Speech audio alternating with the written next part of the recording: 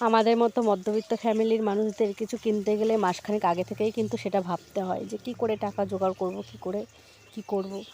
দেখা যায় কোনো কোনো সময় মাস পেরিয়ে বছরও হয়ে যায়, তবুও সেটা কেনা হয় না। তো দেখো এই যে আমি কিন্তু একজন মধ্যবিত্ত ফ্যামিলির মেয়ে, আর আমার হাজব্যান্ডও কিন্তু একজন মধ্যবিত্ত ফ্যামিলির ছেলে। মধ্যবিত্ত ফ্যামিলি হলেও কিন্তু ওর ছোটোবেলাটা অনেক দুঃখে কষ্টে কেটেছে, বাবা মারা গেছে। আর ছোটোবেলায় যদি কারো বাবা মারা যায় সেখানে কিন্তু তাকে অনেক কষ্ট করতে হয়, অনেক কষ্ট করে বড় হতে হয়।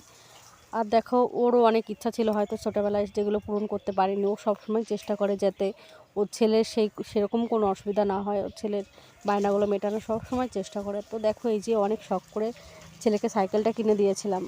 আর ওর তো বায়না, আমরা যখন ছোটো ছিলাম তো বুঝতাম যে মায়ের কাছে টাকা নেই, বাবার কাছে টাকা নেই, কিন্তু এখন আমাদের ছেলেপেলেরা কিন্তু সেসব কোনো কিছুই বোঝে না। তো দেখো এই যে সাইকেলটাকে কিনে দিয়েছিলাম অনেক শখ করে, 1টা বছর হয়ে গেছে, ঘরে থেকে থেকে পূরণ হয়ে যাচ্ছে। আর দেখো এই যে বৃষ্টি হয়েছিল, বৃষ্টির মধ্যে বের করতে না করেছিলাম, তবুও বের করে কাদা টাদা লাগিয়ে ঘরে ফেলে রেখেছে।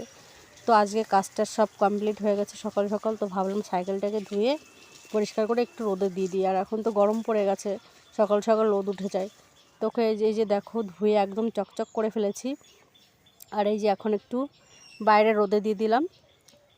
তো দেখো এই যে, আর ভিডিওগুলো যদি ভালো লাগে তো প্লিজ তোমরা লাইক কমেন্ট করো, চ্যানেলটিকে সাবস্ক্রাইব করে দিও।